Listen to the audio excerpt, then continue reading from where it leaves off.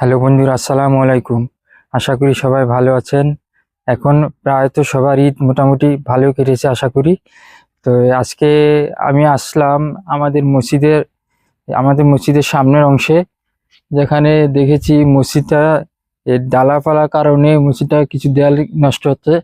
আর পাশাপাশি একটা পাশে যে একটা আম গাছ আছে, আম গাছে আম ধরে না, বোল আসছে কিন্তু আম ধরে না ছায়া থাকার কারণে। তো পাশে একটা কাঠ গাছ আছে, কাঠ গাছে কিছু ডালপালা কেটেছি। দেখান, আসেন এখানে দেখা যান, এই যে ডালপালা গুলো কাটছি, কাঠটা এগুলা ফালাইছি, এখন এগুলা লাকড়ি করে ফেলবো। আর এখন মসজিদটাও সুন্দর হয়েছে, রোদ আলো বাতাস পাইতেছে, আর আম গাছটাও সুন্দর আলো বাতাস পাইতেছে। আলো বাতাস পাইলে আম গাছে সুন্দর আমের ফুল ধরবে, আম ধরবে। আর আর দেখতে পাচ্ছেন তো, আমার হাত কেটে গেছে আজকে কাজ করতে চাই। আর সবাই দোয়া করবেন যেন আমার হাতটা ভালো হয়ে যায় তাড়াতাড়ি। এই ভিতরে ওষুধ দিয়া ওয়ান টাইমটা দিছি।